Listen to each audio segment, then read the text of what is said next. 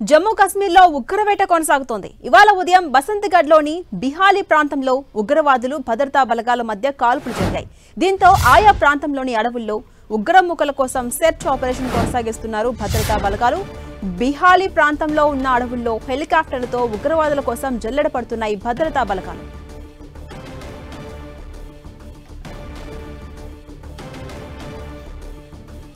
జమ్మూ కాశ్మీర్లో ఉగ్రవేట కొనసాగుతోంది. ఇవాళ ఉదయం బసంతగఢ్లోని బిహాలీ ప్రాంతంలో ఉగ్రవాదులకు అదేవిధంగా భద్రతా బలగాలకు మధ్య కాల్పులు జరిగాయి. దీంతో ఆయా ప్రాంతాల్లోని భద్రతా బలగాలు అలర్ట్ అయ్యారు.